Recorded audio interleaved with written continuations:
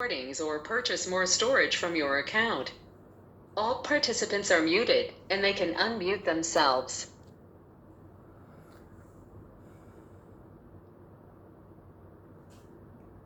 ओम नमोर्यंताणं नमो सिद्धाणं नमो आर्याणं नमो वज्रायाणं नमो लोहि सव्वसाहुणं मंगलम भगवान वीरो मंगलम गौतम गणी मंगलम कुंद कुंदार्यो जैन धर्मोस्तु मंगलम ओंकार बिंदु संयुक्तम नित्यं जायन्ति योगिनो कामदं मोक्षदं चैव ओंकाराय नमो नमः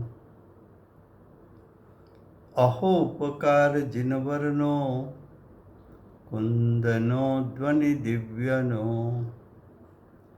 जीन कुंद ध्वनि आप्या अहो आ गुरु कहनो तुझ ज्ञान ध्यान नो रंग अमया दर्श रहो हो शिव पद तक तुझ संग माता हाथ ग्रहो।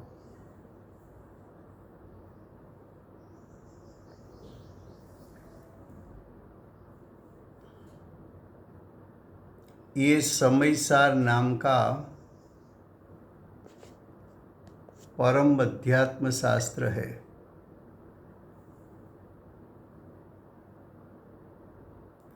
आचार्य भगवान ने मांगलिक करके समयसार को कहने की प्रतिज्ञा की है। समयसार का अर्थ है ज्ञान आनंद स्वरूप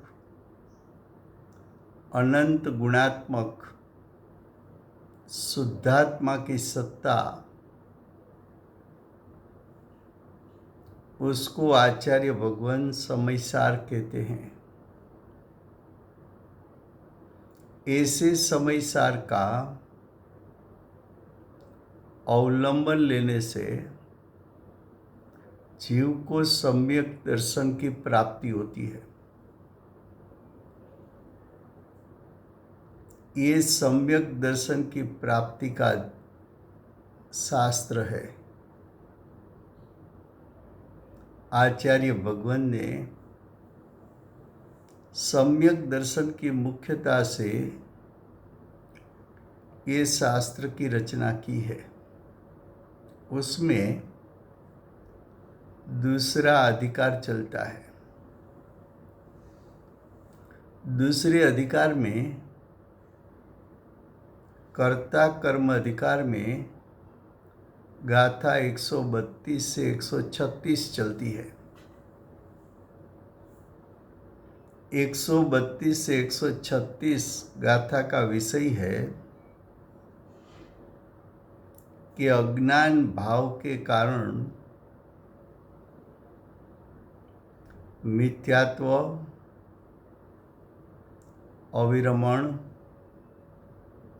कसाई और योग, ये चार अज्ञानमयी भाव उत्पन्न होते हैं। ये चार भाव उत्पन्न होते हैं तब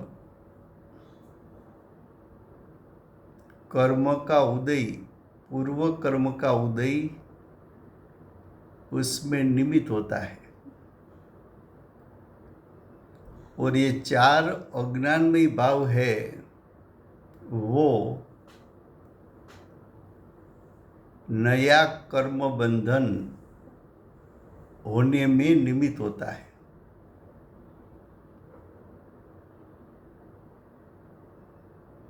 इसलिए पूर्व कर्म का उदय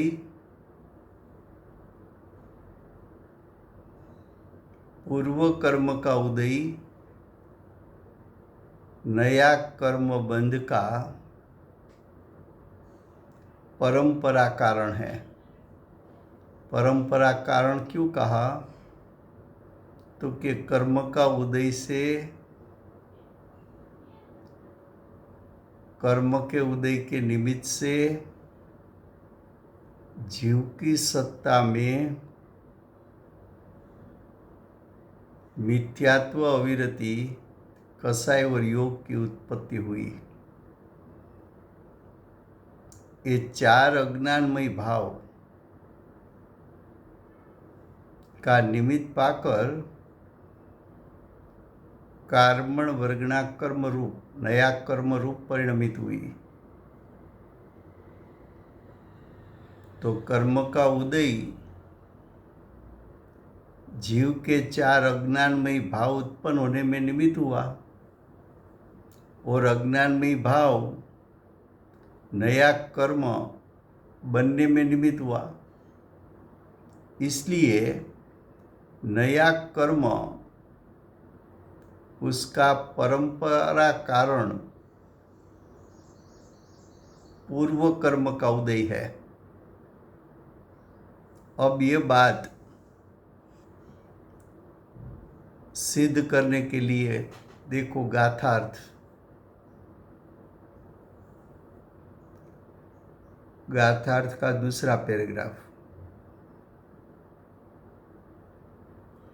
ये हेतुभूत होने से, हेतुभूत शब्द का अर्थ है निमित्त कारण। ये का अर्थ है कर्म का उदय। कर्म का उदय का अर्थ है जो कर्म सत्ता में थे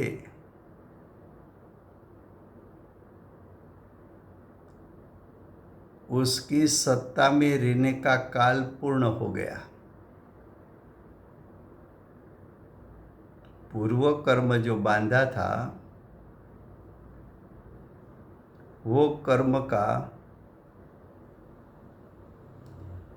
स्थिति यानी आत्मा के साथ रहने का काल पूर्ण हुआ। इसलिए वो कर्म उदय में आए। उदय का अर्थ है फल देने के लिए आए। तो पूर्व कर्म उदय में आया। पूर्व कर्म का उदय वो है पुद्गल, है स्वतंत्र द्रव्य। उदय होना वो पुद्गल द्रव्य का स्वतंत्र कार्य है, किसी ने कराया नहीं है। जब कर्म का उदय आता है तब जीव भी स्वतंत्र है। जीव स्वतंत्र है उसका अर्थ क्या? तो कि कर्म के उदय में जुड़ना या नहीं जुड़ना, उसमें जीव स्वतंत्र है। कर्म के उदय में उल्लासपूर्वक जीव जुड़ गया, तब जीव की सत्ता में मिथ्यात्व, अविरति, कसाय और योग का कंपन, उसकी उत्पत्ति होती है। ये चार भाव जीव का भाव है, अज्ञानमयी भाव है। ये चारों भाव आत्मा के शुद्ध स्वभाव से विरुद्ध प्रकार का भाव है, यानी विभाव भाव है। ये विभाव भाव का निमित्त पाकर कार्मण वर्गणा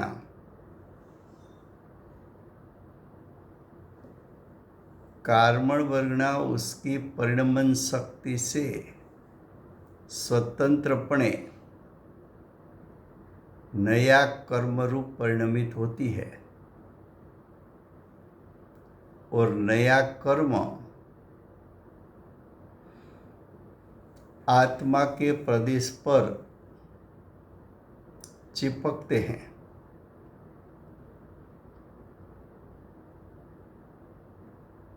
कर्म का उदय वो पुद्गल की स्वतंत्र क्रिया, मिथ्यात्व अविरति कसाई योग की उत्पत्ति वो जीव की स्वतंत्र क्रिया, नया कर्म होना वो भी पुद्गल का स्वतंत्र कार्य, कर्म का उदय वो पुद्गल की परिणमन शक्ति के कारण उदय हुआ है। जीव का अज्ञानमय चार भाव जीव स्वभाव से च्युत हुआ स्वतंत्रपणे, इसलिए मिथ्यात्व अविरति कसाई योग की उत्पत्ति हुई है। वो जीव का स्वतंत्र कार्य। कार्मण वर्गणा का कर्म रूप होना वो कार्मण वर्गणा स्वयं की परिणमन शक्ति से कर्म रूप परिणमित होती है, तो वो कार्मण वर्गणा का स्वतंत्र कार्य। ये तीनों कार्य उदय, जीव का विभाव और नया कर्म, तीनों कार्य एक समय में एक साथ तीनों द्रव्य अपनी अपनी परिणमन शक्ति से एक कार्य करते हैं। तीनों के परिणमन के बीच में, तीनों के वर्तमान परिणाम के बीच में निमित्त नैमित्तिक संबंध ऐसा है, कर्म का उदय होना, जीव का अज्ञानमय चार परिणाम का उत्पन्न होना और कार्मण वर्गणा का कर्म रूप परिणमन होना।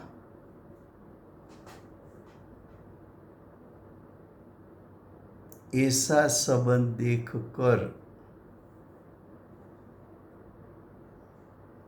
कर्म का उदय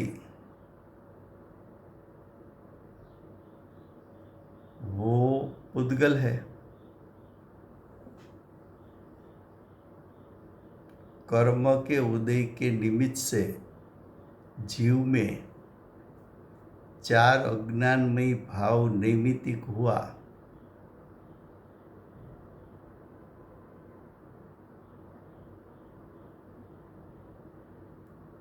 और ये चार अज्ञानमय भाव उत्पन्न हुआ, उसका निमित्त पाकर कार्मण वर्गणा कर्म रूप परिणमित हुई। तो देखो, जीव में अज्ञानमय चार भाव उत्पन्न हुआ, उसका निमित्त कारण कर्म का उदय पुद्गल है, और अज्ञानमय चार भाव उत्पन्न हुआ, उसका फल नया कर्म की उत्पत्ति वो भी पुद्गल है। तो चार अज्ञानमय भाव, उसका कारण भी पुद्गल और उसका फल भी पुद्गल। इसलिए ऐसा कहा कि कर्म का उदय जो पुद्गल है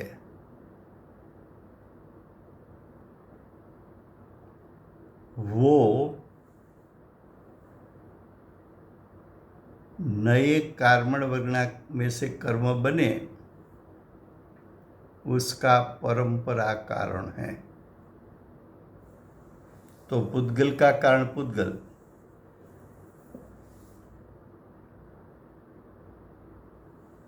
देखो फिर से पढ़ते हैं गाथार्थ का दूसरा पैराग्राफ गुजराती में। आ उदयो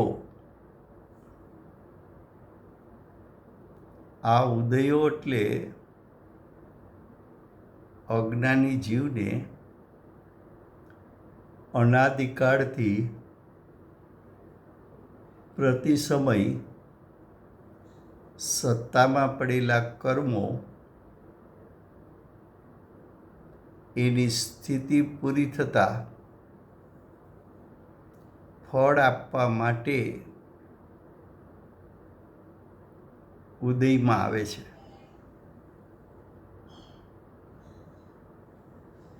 એના કર્મનો ઉદય પણ કહેવાય, એને સત્તામાં પડેલા કર્મનું ફળ પણ કહેવાય। હવે આ ઉદયો હેતુભૂત થતા।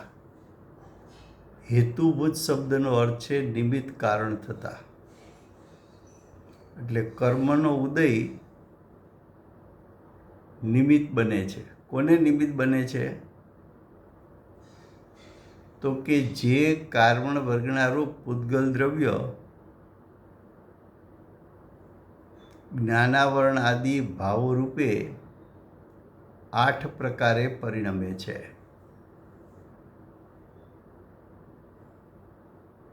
તે કારણ વર્ગનાગત પૂતગલ જ્યારે ખરેખર જીવમાં બંધાય છે ત્યારે જીવ પોતાના અજ્ઞાનમય પરિણામ ભાવોનો હેતુ એટલે નિમિત્ત કારણ થાય છે। શું કીધું? પેલા એક એક શબ્દ સમજી લઈએ, પછી સળંગ વાક્યનો અર્થ શું થાય એ સમજી લઈએ।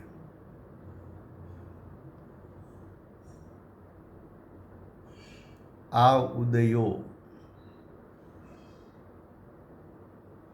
આ શબ્દ વર્તમાન કાળ બતાવે છે। આ ઉદયો એટલે વર્તમાન કાળે જે કર્મોની સ્થિતિ આત્મા સાથે રહેવાની પૂર્ણ થઈ એ કર્મો હવે ફળ આપવા માટે ઉદયમાં આવ્યા। તો એ ઉદયગત કર્મ શું છે? તો કે ઉદયગત કર્મ હેતુભૂત થતા। હેતુભૂત થતા એટલે નિમિત્ત કારણ બનતા। કોને નિમિત્ત કારણ બને છે એ વાત પછી કરશે, ત્યાર પહેલા બીજી વાત થોડી સમજાવે છે।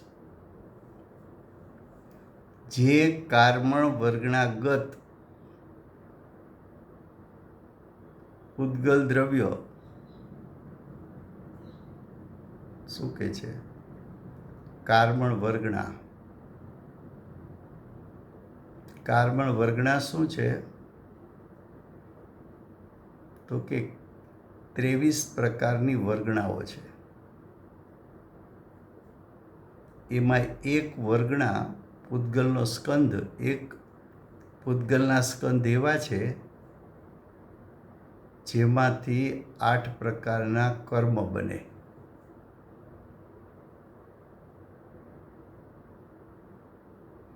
આ કાર્બન વર્ગના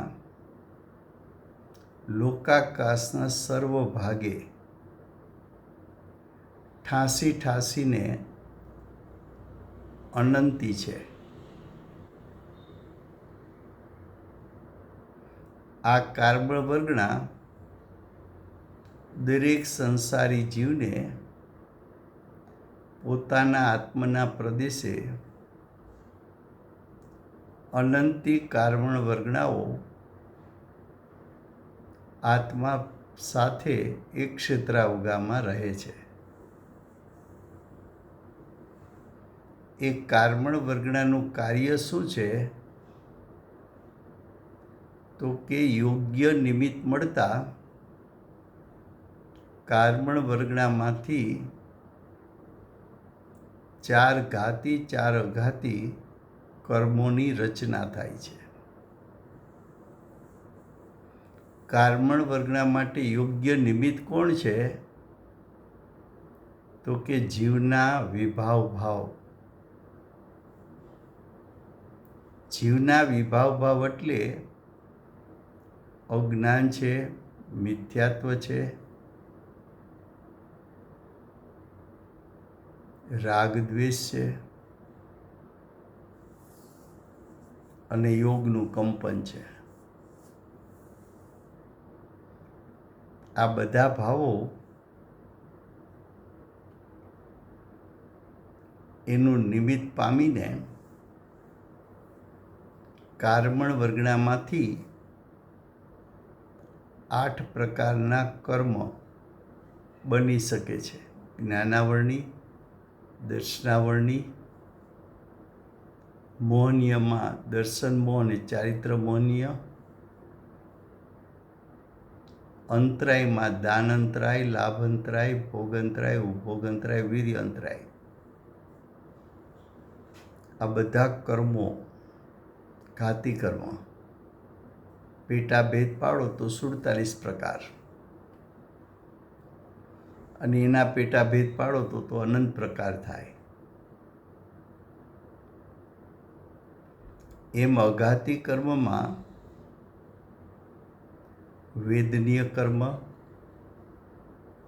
આયુ કર્મ, નામ કર્મ અને ગોત્ર કર્મ. તો 4 ઘાતી 4 અઘાતી કર્મ કાર્બન વર્ગનામાંથી આ 8 કર્મ બને છે. બને છે કઈ રીતે? તો કે કાર્બન વર્ગના છે પૂતગલ, એનામાં પરિણમન શક્તિ છે.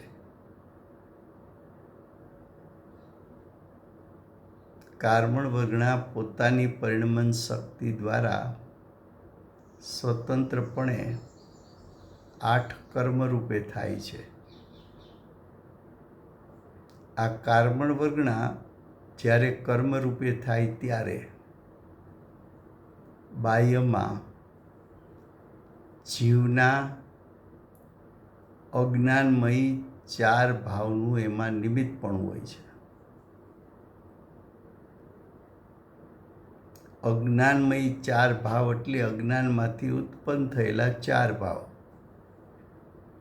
એક મિથ્યાત્વ,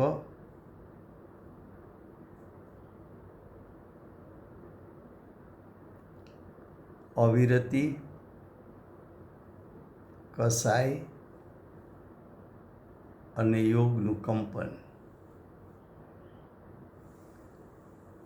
તો અહીંયા કીધું કે કાર્બન વર્ગના ગત એટલે કાર્બન વર્ગનામાંથી બનતા પૂતગલ દ્રવ્ય. કાર્બન વર્ગના પોતે પૂતગલ છે, એમાંથી બનતા કર્મ પણ પૂતગલ છે. પૂતગલ દ્રવ્ય જ્ઞાનાવરણ આદિ ભાવો રૂપે આ જે કર્મ બને છે એ જ્ઞાનાવરણ આદિમાં 4 ઘાતી 4 અઘાતી બધું આવી ગયું. 8 પ્રકારે પરિણમે છે. એ કાર્બન વર્ગનામાંથી 8 પ્રકારના કર્મ થાય છે. તે કાર્બન વર્ગના ગત પૂતગલ દ્રવ્ય જ્યારે ખરેખર જીવમાં બંધાય છે. 8 કર્મો કોની સાથે બંધને પ્રાપ્ત થાય છે? તો કે જીવની સાથે. બીજા 4 દ્રવ્યો સાથે કર્મ બંધાતા નથી. ધર્મ, અધર્મ, આકાશ, કાળ સાથે કર્મ બંધાતા નથી.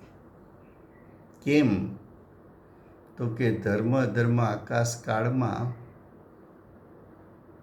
એવી યોગ્યતા નથી કે કર્મ સાથે બંધાઈ શકે. યોગ્યતા કેમ નથી? તો કે એનામાં વૈભાવિક નામની શક્તિ નથી.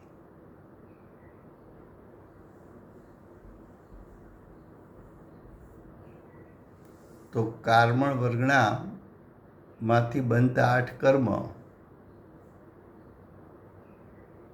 જીવ સાથે બંધાય છે. ક્યારે બંધાય છે? તો કે જીવના 2 પ્રકાર છે. એક અજ્ઞાની જીવ છે, બીજો જ્ઞાની છે. અજ્ઞાની જીવ અજ્ઞાનમય ભાવે પરિણમે ત્યારે સ્વપરનો કે સ્વભાવ વિભાવનો વિવેક નહીં હોવાથી કાં તો પરદ્રવ્યમાં હુંપણું કરે છે અને કાં તો વિભાવમાં હુંપણું કરે છે. ત્યારે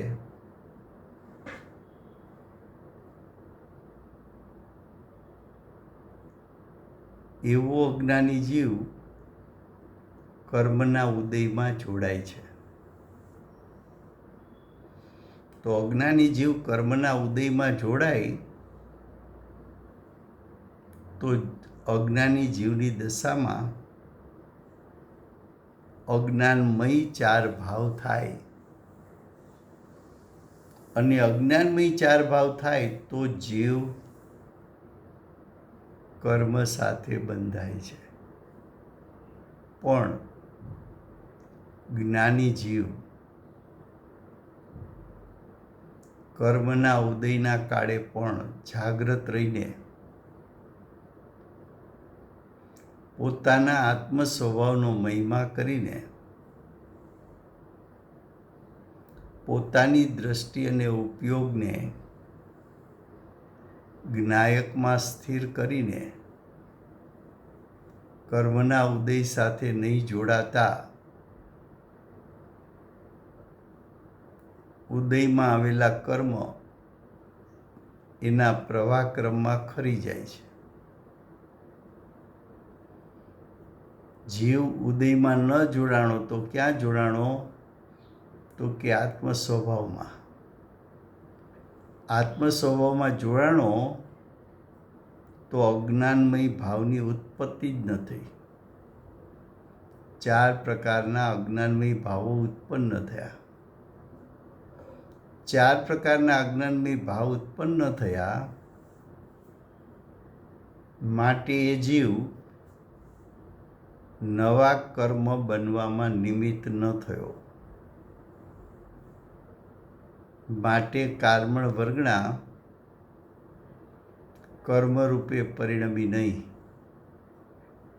અને કર્મરૂપે કર્મણ વર્ગણા પરિણમી નહીં તો નવા કર્મનો બંધ જ્ઞાનીને થતો નથી. તો જીવ સ્વતંત્ર છે. ક્યાં સ્વતંત્ર છે? કે કર્મનો ઉદય આવે ત્યારે જોડાવું કે ન જોડાવું, ત્યાં જીવ સ્વતંત્ર છે.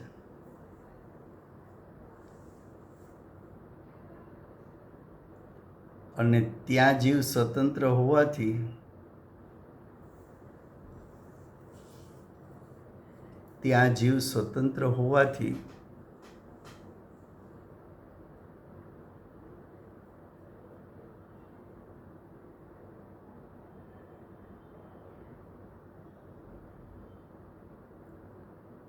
જીવ અજ્ઞાની થવું કે જ્ઞાની થવું એમાં જીવ સ્વતંત્ર છે.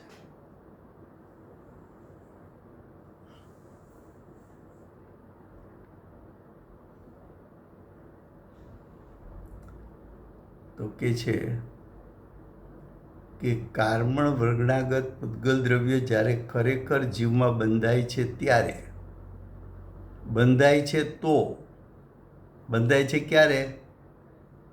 તો કે ત્યારે જીવ પોતાના અજ્ઞાનમય પરિણામ ભાવોનો હેતુ થાય છે.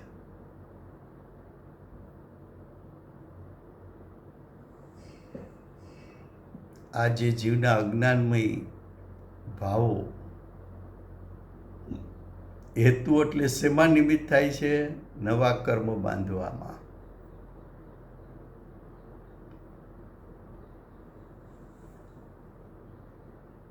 તો અજ્ઞાનમય ચાર ભાવ ઉત્પન્ન થાય ત્યારે નવા કર્મ બંધાય છે. પણ અજ્ઞાનમય ચાર ભાવ ઉત્પન્ન ક્યારે થાય છે? તો કે કર્મના ઉદયમાં જીવ જોડાય તો.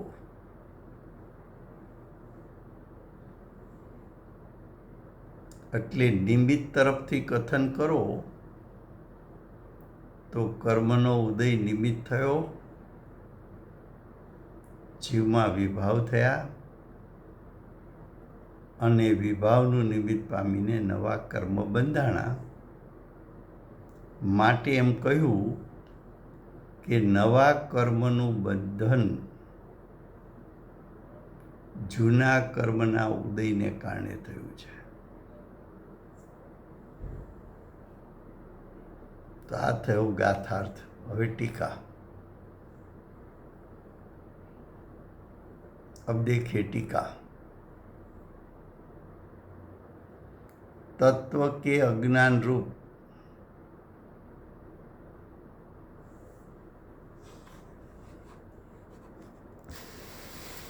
अर्थात वस्तु स्वरूप की अन्यथा उपलब्धि रूप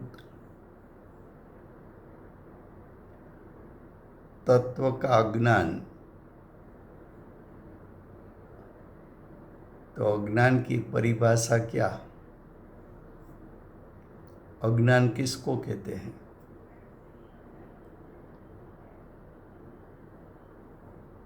तो ब्रैकेट में पंडित जी ने लिखा कि अज्ञान का अर्थ है वस्तु स्वरूप. वस्तु स्वरूप का अर्थ है वस्तु का स्वस्वभाव. तो वस्तु के स्वस्वभाव की अन्यथा उपलब्धि रूप. उपलब्धि का अर्थ है प्राप्ति. प्राप्ति का अर्थ है वस्तु का जैसा स्वरूप है उससे अन्यथा ग्रहण करना. अन्यथा ग्रहण करना, ग्रहण करना उसको उपलब्धि कहने में आता है. હવે वस्तु के स्वरूप की अन्यथा उपलब्धि का अर्थ क्या? कि जीव स्वभाव से शुद्ध है.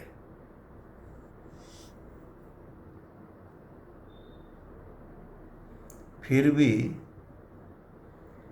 आत्मा शुभ अशुभ है.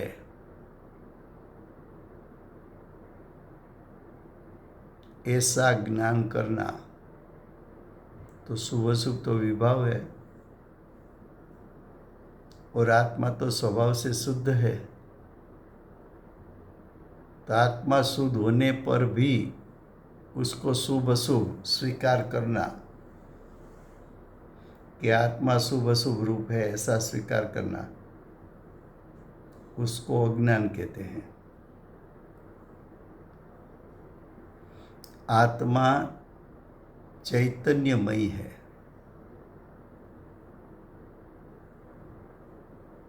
लेकिन संसार अवस्था में आत्मा को संयोग रूप शरीर है, तो शरीर के संयोग में आत्मा है, तब शरीर चेतनवंत है ऐसा ज्ञान वो अज्ञान है।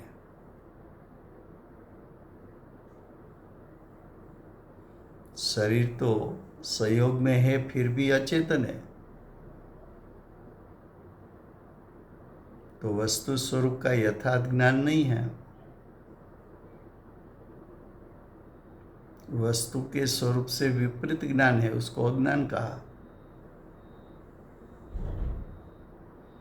जानने का कार्य ज्ञान करता है, लेकिन ऐसा स्वीकार करना कि 5 इंद्रिय के माध्यम से मैं जानता हूँ, 5 इंद्रियां जानती है। जानने में 5 इंद्रिय निमित्त है ऐसा नहीं स्वीकार किया, लेकिन 5 इंद्रिय जानती है। तो 5 इंद्रिय तो अचेतन है, उसमें ज्ञान नहीं है, जानेगा कैसे?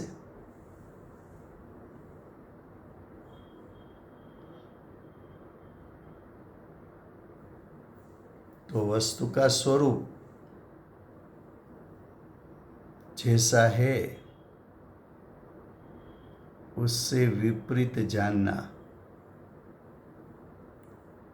उसको तत्व का अज्ञान कहने में आता है। तो तत्व का अज्ञान रूप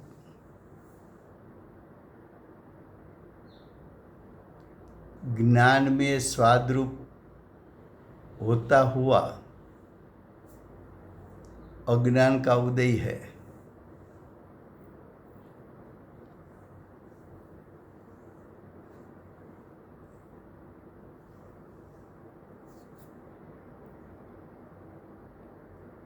पानी नीमक के साथ मिल गया, यानी पानी नीमक के संग में आया और बाद में पानी को चखा,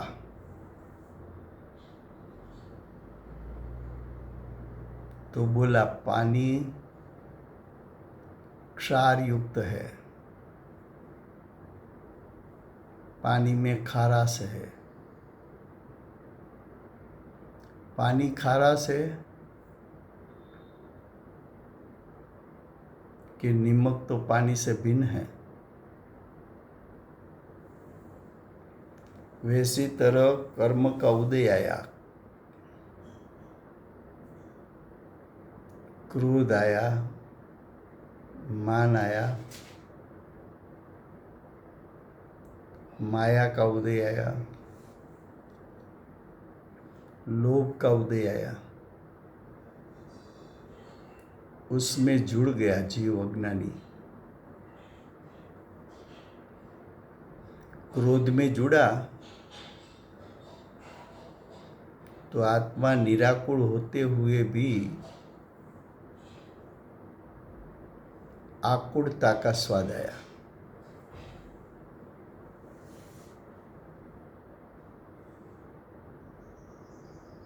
तो कर्म के उदय में, अज्ञान के उदय में जीव को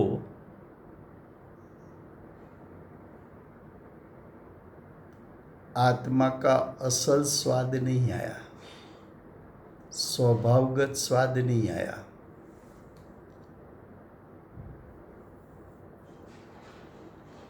और अज्ञानी का ज्ञान उस समय ये मेरा स्वभाव है और संयोग वाली चीज परद्रव्य है,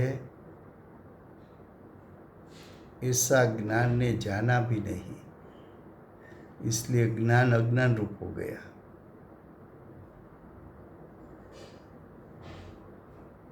तो अज्ञान के काल में कर्म के उदय में जुड़ने से, परद्रव्य के साथ जुड़ने से जीव का असल स्वाद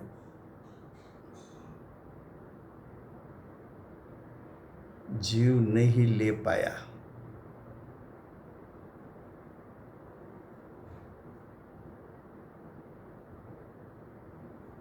तो क्या हुआ? तो कि ज्ञान में स्वाद रूप होता हुआ अज्ञान का उदय है।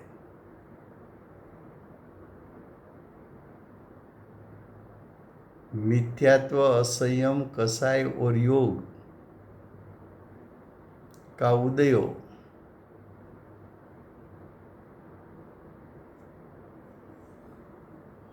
पूर्व कर्म के उदय में जुड़ा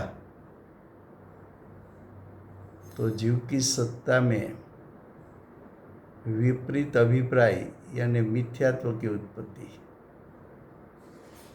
असंयम, आंशिक त्याग का भाव की उत्पत्ति का अभाव, कसाय, राग द्वेष की उत्पत्ति और उसका आस्वाद, और आत्म प्रदेशों का कंपन,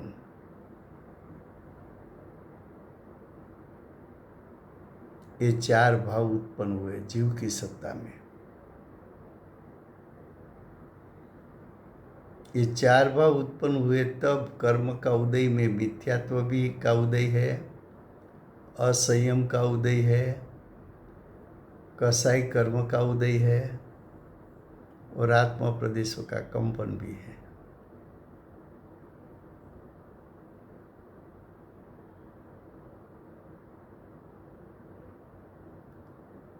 तो जब ये चार भाव उत्पन्न हुआ, वो चार भाव के लिए क्या लिखा? देखो तीसरी लाइन में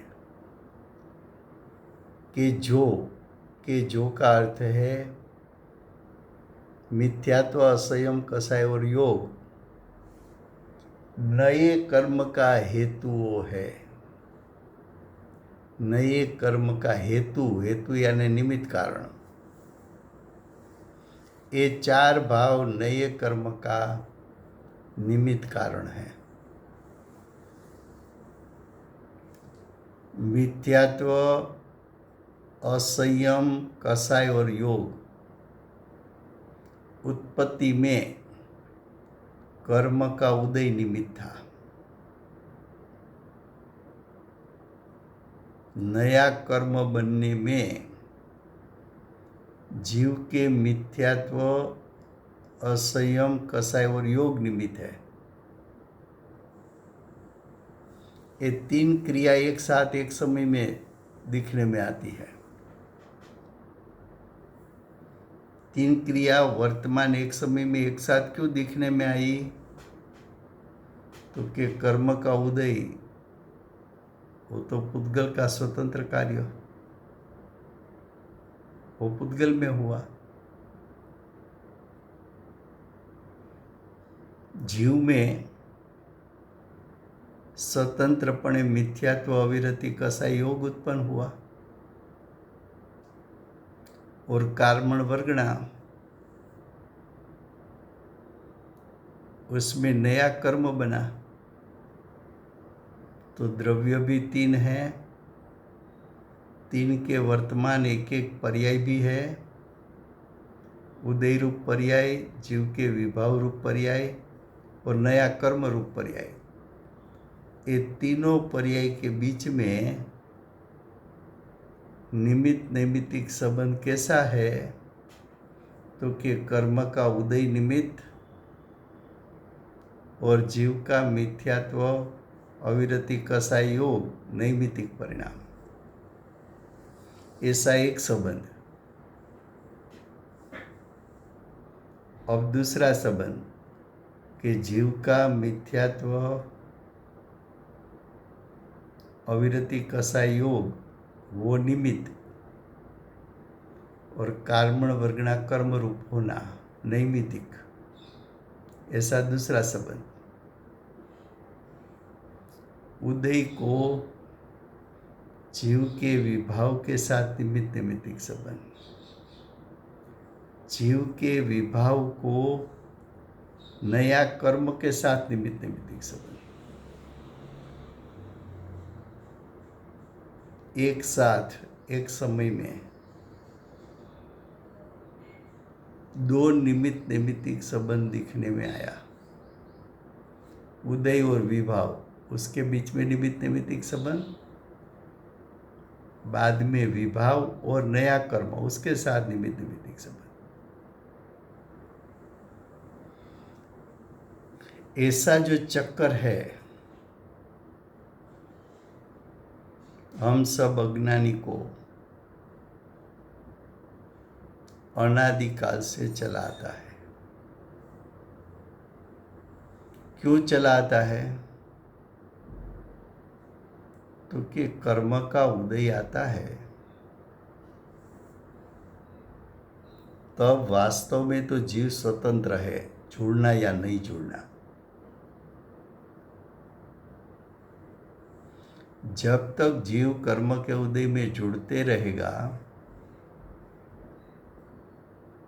तब तक तो जीव की सत्ता में मिथ्यात्व अविरति कसाई योग उत्पन्न होते रहेंगे। और जब तक मिथ्यात्व अविरति कसाई योग उत्पन्न होते रहेंगे तब तक नया कर्म का बंध होता रहेगा। लेकिन जब जीव जागृत होकर कर्म के उदय के काल में कर्म के उदय में नहीं जुड़ा और आत्मा के शुद्ध स्वरूप में जुड़ गया, तब जीव में मिथ्यात्व अविरति कसाई योग की उत्पत्ति नहीं होगी। और जीव की सत्ता में मिथ्यात्व अविरति कसाई योग की उत्पत्ति नहीं हुई तो नया कर्म का बंधन नहीं होगा। ऐसी साइकिल एक बार तू तोड़ दे,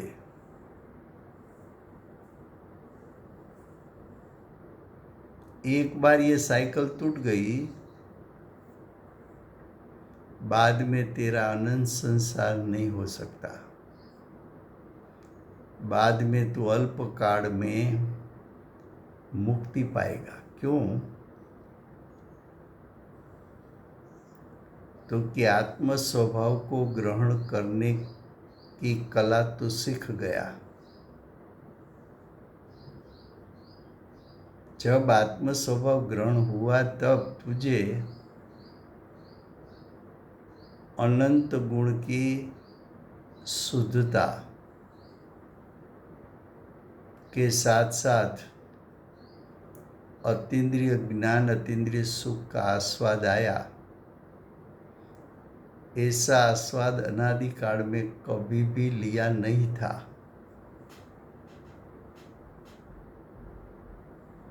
एक बार आस्वाद मिला, अब तेरी दृष्टि और उपयोग बार बार कहाँ जाएगी? तो कि आत्म स्वभाव की ओर बार बार दृष्टि और उपयोग झुक जाएगा। बार बार झुकेगा तो बार बार कर्म का उदय में जुड़ना नहीं हुआ। जुड़ना नहीं हुआ तो जीव की दशा में विकारी भाव उत्पन्न नहीं हुए। जीव की दशा में विकारी भाव उत्पन्न नहीं हुए तो नया कर्म का बंध नहीं हुआ।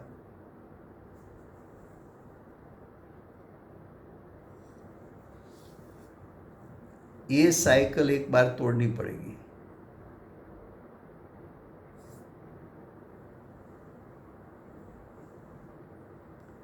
ये जो पंचास्तिकाय है,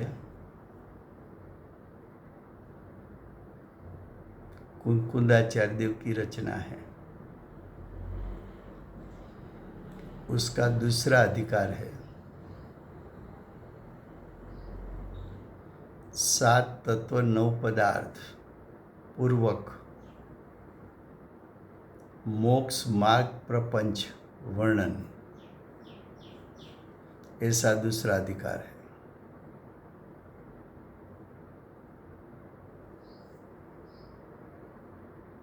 प्रपंच का अर्थ है विस्तार पूर्वक वर्णन करना, तो मोक्ष मार्ग का विस्तार पूर्वक वर्णन कैसा, तो कि 7 तत्व 9 पदार्थ उसका वर्णन करने के बाद मोक्ष मार्ग का विस्तार पूर्वक वर्णन।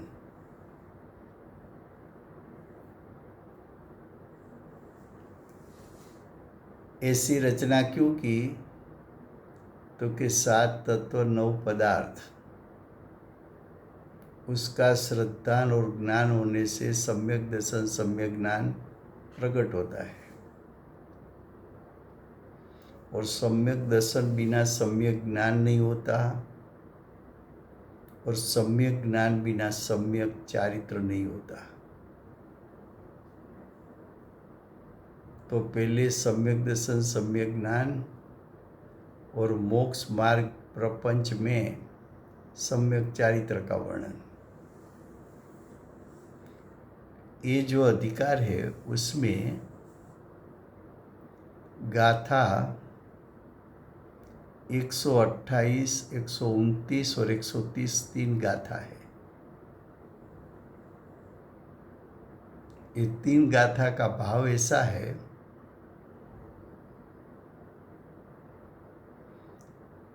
कि जीव आत्म स्वभाव से च्युत हुआ तो मोह राग द्वेष की उत्पत्ति हुई। मोह राग द्वेष की उत्पत्ति हुई, उसका निमित्त पाकर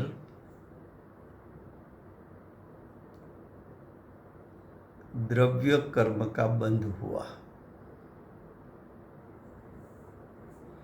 ये द्रव्य कर्म के फल में 4 गति का परिभ्रमण मिला। 4 गति के परिभ्रमण में शरीर संयोग रूप मिला, और शरीर के साथ शरीर का श्रृंगार 5 इंद्री मिली,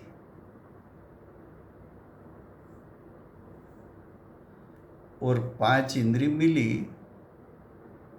तो 5 इंद्री को निमित्त बनाकर उसके विषय को ग्रहण करने के लिए जीव बाहर गया। तब जीव की दशा में अज्ञान मोह राग द्वेष की उत्पत्ति हुई।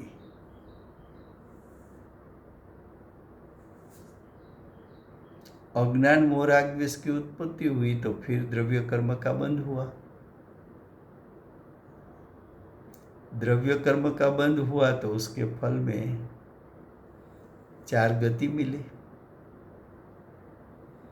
4 गति मिली तो गति में जीव को संयोग में शरीर मिला। शरीर मिला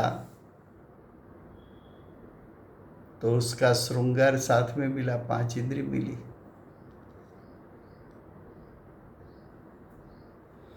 5 इंद्री मिली तो 5 इंद्री के विषय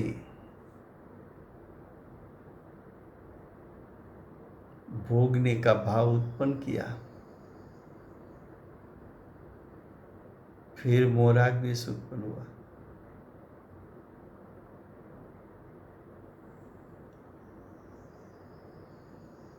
फिर नया कर्म का बंध। ये चक्कर अनादि से चलता है।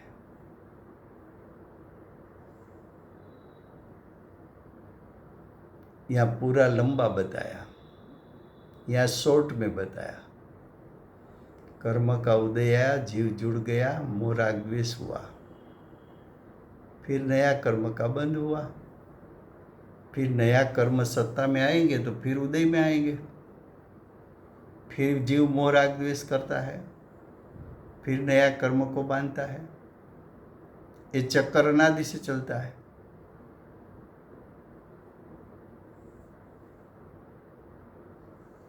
ख्याल में आता है। तो क्या बताया टीका में कि तत्व का अज्ञान रूप मूल तत्व दो, जीव और अजीव, उसके स्वरूप का यथार्थ ज्ञान का अभाव वो अज्ञान है।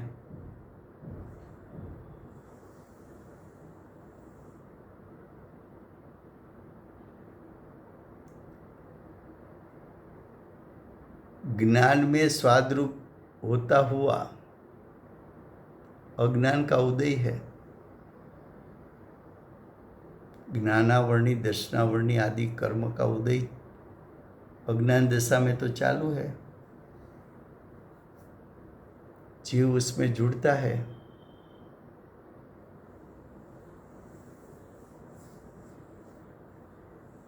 तब विविध प्रकार का विकारी भावों का आस्वाद जीव को आता है। मिथ्यात्व का आस्वाद, अविरति का आस्वाद, कसाई का आस्वाद और योग।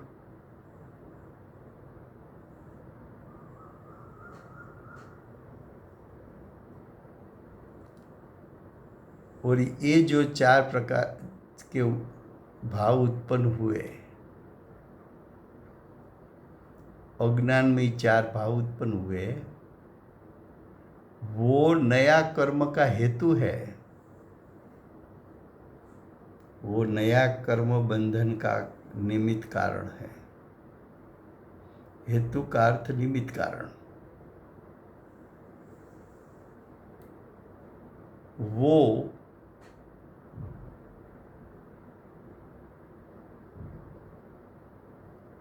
उस मई अर्थात अज्ञानमयी चार भाव है। तत्व का अश्रद्धान रूप ज्ञान में स्वाद रूप थतो मिथ्यात्व को उदय है। मिथ्यात्व कर्म का उदय, उसका आस्वाद। उसका आस्वाद का अर्थ क्या? वस्तु स्वरूप जैसा है ऐसा विपरीत माना,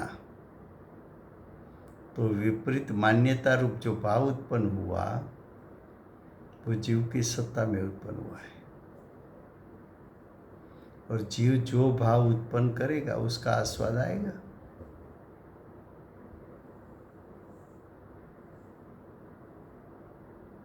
उसके बाद बताया अविरमण रूप यानी अत्याग भाव, ज्ञान में स्वाद रूप होता हुआ असंयम का उदय है।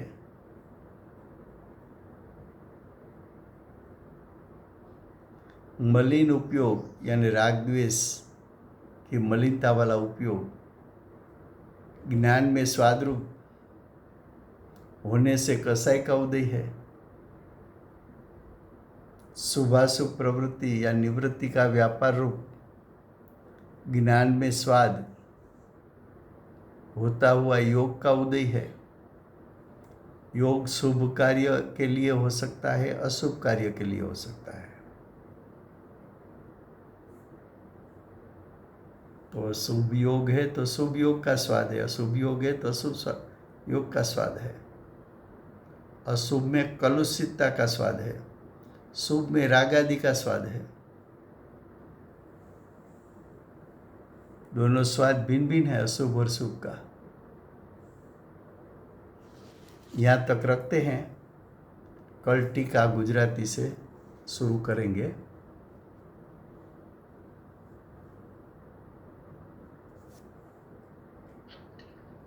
રાજુભાઈ કાલે ગુજરાતીમાં તમે સમજાવશો ને ભાઈ પ્લીઝ? હા, ગુજરાતીમાં લેશું. Thank you very much Rajubhai. બધાને જય જિનેન્દ્ર. Thank you. વર્તમાન ચોવીસીના આખરી તીર્થંકર બાલ બ્રહ્મચારી મહાવીર ભગવાનનો જય હો. મહાવિદ્ય ક્ષેત્રે બિરાજતા પ્રથમ તીર્થંકર ધર્મ ધુરંધર અનંત ચતુષ્ટયના ધારક દિવ્યધ્વનિના દાતાર શાસન ઉપકારી શ્રી સિમંદર ભગવાનનો જય હો. કડીકાળ સર્વજ્ઞ કેવળ જ્ઞાનની તળેટીમાં બેઠેલા મા સમર્થ આચાર્ય ભગવત શ્રી કુંદકુંદાચાર્ય દેવનો જય હો.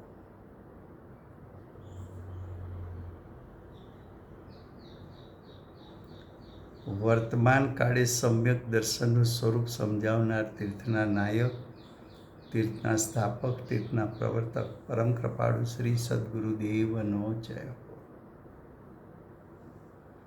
પૂજ્ય ગુરુદેવના ભાવિ તીર્થંકર તરીકે મહિમા બતાવનાર સ્વાનુભવયુક્ત જાતિસ્પણ જ્ઞાનયુક્ત પ્રશમૂર્તિ ભગવતી માતનો જય હો. सम्यक दर्शन की प्राप्ति में निमित्त रूप सर्व जिनवाणी मात की जय हो. पूज्य गुरुदेव और माता जी की साधना भूमि सुवर्णपुरी धामनो जय हो. सुवर्णपुरी धाम में बिराजता सर्वे देव शास्त्र गुरु भगवंतनो जय हो. વર્તમાન ગુરુ અને ભવિષ્યના તીર્થંકર શ્રી સૂર્યકીર્તિ ભગવાનનો જય હો. શ્રી સૂર્યકીર્તિ ભગવાનના સમવસરણા મુખ્ય ગણધર દેવેન્દ્ર કીર્તિનાથ ભગવાનનો જય હો. પરમ દિગંબર જૈન ધર્મનો જય હો. Thank you Rajubhai.